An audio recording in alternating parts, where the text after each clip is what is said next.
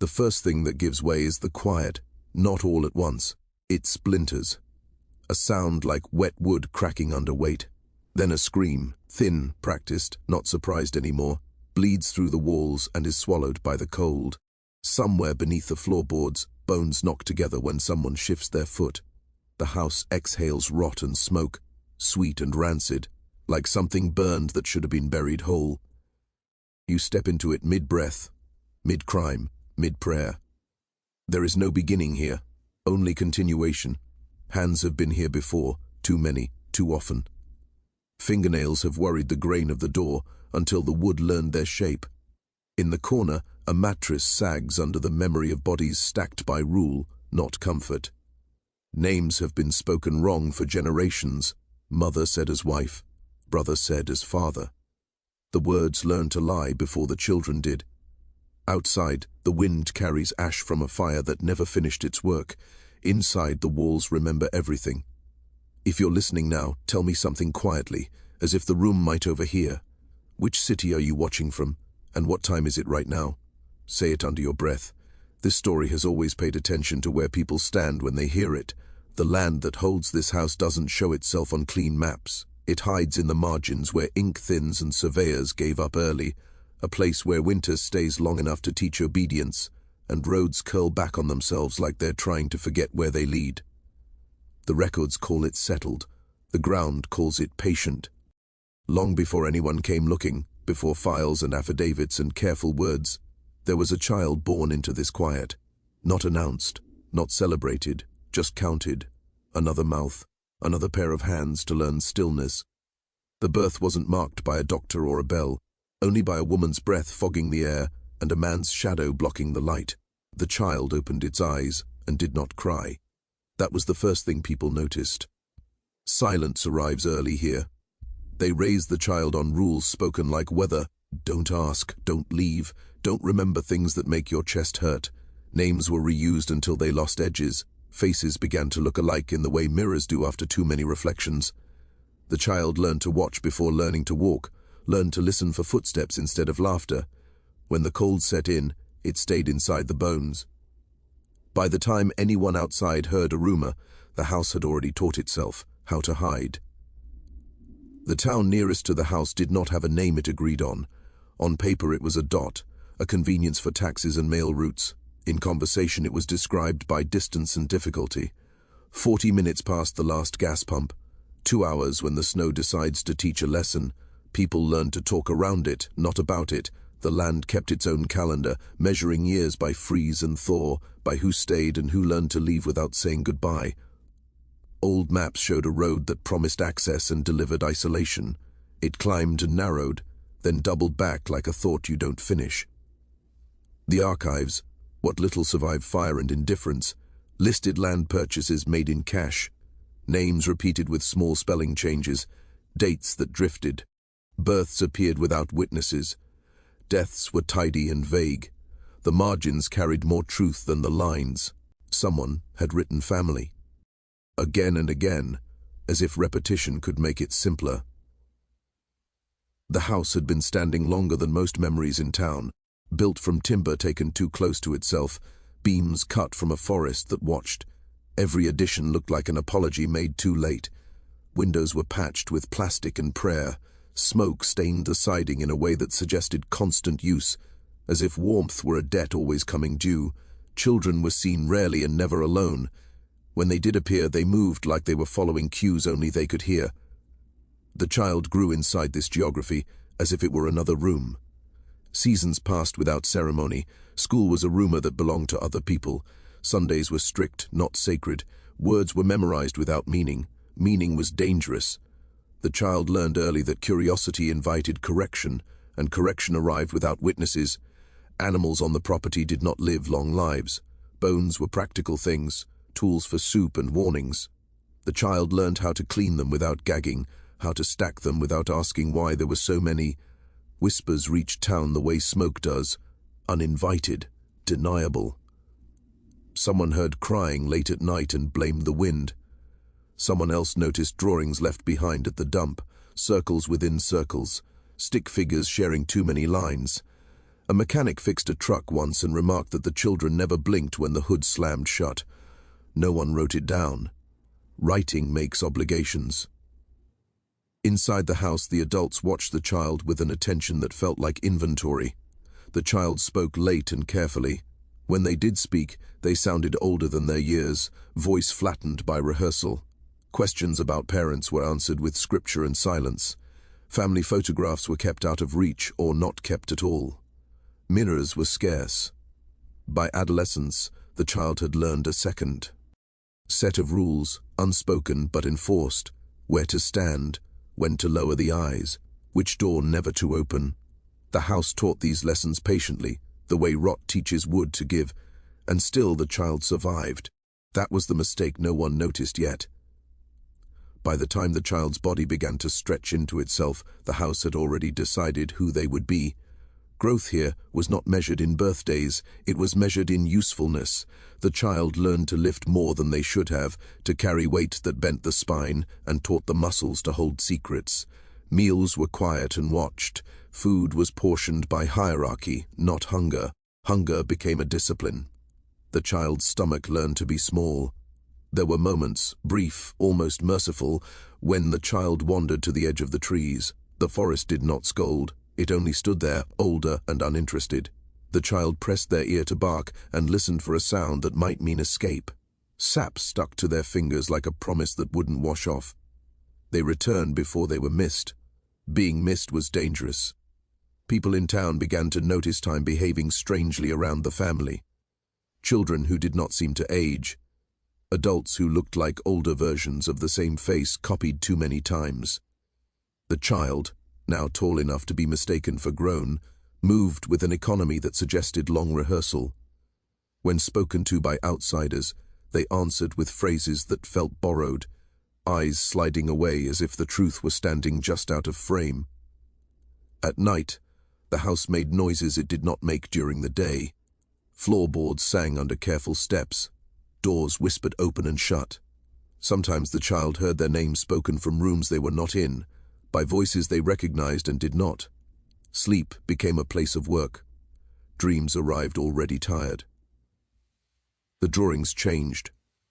What had once been circles turned into figu, res connected by shared limbs, heads pressed together until faces merged. The child hid these beneath loose boards, adding to them when the house felt particularly awake. Animals appeared in the sketches with ribs showing, eyes dark and accusing. When the drawings were discovered, the punishment was precise and wordless. The lesson was not to stop drawing, but to stop keeping evidence. Visitors came rarely and left quickly. Men with familiar faces and unfamiliar names, women who did not look at the children directly. The child learned to recognize the sound of a vehicle slowing, the shift in air that meant preparation. Clean clothes appeared, smiles were arranged. Afterward, the house returned to its deeper quiet, heavier than before. The child began to understand that they were not singular. That identity here was shared, recycled, folded back. They heard arguments spoken in the language of faith and blood, of keeping things pure by never letting them breathe. When questions surfaced, they were answered with lineage recited like a spell. The family tree was not a tree at all, it was a knot. Somewhere between fear and understanding, the child learned the most dangerous thing the house could teach: how to endure without disappearing. The rituals did not announce themselves as rituals. They arrived disguised as routine, as chores done at the same hour, in the same order, with the same words murmured under breath. Candles were not for light but for marking time. Ash was saved in jars, labeled by season, not by purpose. The child learned where to stand during these moments, learned which floorboard would creak and which would stay loyal. Silence was required. Silence was rewarded. At night, the screams came muffled, as if the house itself had learned discretion. The child heard them through walls thickened by years of listening. Sometimes the screams were theirs. Times they belonged to someone smaller. The difference mattered less than it should have. Identity blurred when pain was shared like inheritance. Symbols began appearing where no one admitted to placing them, scratched into doorframes, etched shallow into bone, chalked onto the underside of tables and washed away before morning. Circles returned, but now they were crossed through, marked with tally lines that suggested counting was important. The child traced these with a finger and felt a strange calm. Order imposed on chaos has a way of pretending to be safety. Animals died more often, not by accident. Their bodies were arranged, with care, placed where they would be found and studied. The child was told to watch, to learn. Death here was instructional, blood soaked into dirt already familiar with it. The smell lingered in the child's hair long after washing, a reminder that some things do not leave when asked. The child's behavior shifted in ways that unsettled even the adults. They spoke less, but when they did, their words carried weight, like something practiced in private. They began correcting others, repeating rules with a confidence that did not belong to their age. They knew where keys were kept without being shown. They anticipated punishments before they were announced. The house had begun to speak through them. Drawings turned into maps. The child sketched the layout of rooms that did not officially exist, spaces behind walls where sound went to hide. They drew faces without mouths and labeled them with names they should not have known. When asked where they learned these things, the child answered honestly, "I listened." Mysterious visitors came more frequently now, drawn by something they could not name but recognized. They stayed longer, left gifts that felt like debts. The child was told to be grateful. Gratitude was another rule. At some point, without ceremony, the child stopped being treated as a child. Responsibilities were added. Privileges granted that felt like traps. The line between observer and participant dissolved quietly, the way frost creeps across glass. The house had finished raising them. What came next would not be called childhood by anyone brave enough to look. The truth did not arrive all at once. It seeped. It began with a name spoken incorrectly, then corrected too quickly. A family story told one way, then retold with a detail missing, then returned with a different ending. The child noticed these fractures because they had learned to notice everything. Survival had sharpened their attention into something almost clinical. One night, during a ritual that felt heavier than the others, the child was placed at the center of the room. Candles marked the perimeter. Ash from 3 winters was mixed and pressed into the floor like a seal. The adult stood close enough that the air felt shared. Someone recited lineage, not as history but as justification. Names repeated, then repeated again, then collapsed inward. Mother was said, then wife. Father followed, then uncle. Sister slid into daughter and back again without pause. The words did not stumble. They had been waiting for this moment. The child felt something detach inside them, not shock, but recognition. The strange sameness of faces, the way ages never lined up. Why mirrors were scarce, why birth dates were vague, why certain doors stayed locked. The family tree, finally revealed, was not a tree at all. It was a circle tightened until it strangled itself. You are us, they were told, and we are clean because we never let strangers in. The logic was presented as mercy, as protection against a world that would contaminate them. Love was described as obedience, obedience as devotion, devotion as survival.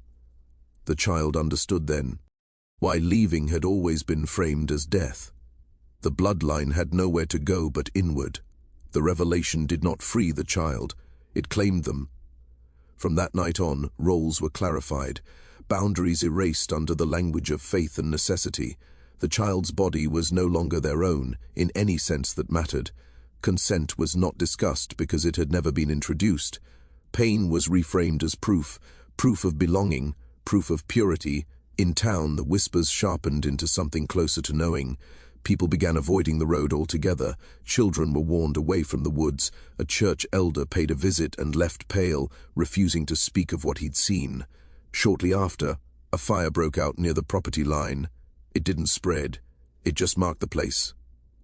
Inside the house, records were destroyed selectively. Photographs burned. Bibles rewritten in margins. What could not be erased was ritualized.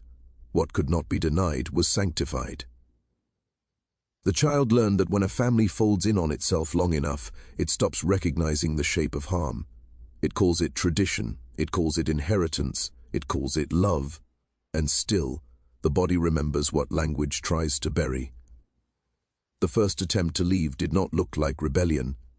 It looked like forgetting to return on time. The child, No, not a child anymore, not by the house's accounting, was sent into town with a list memorized and a warning spoken softly enough to sound like care.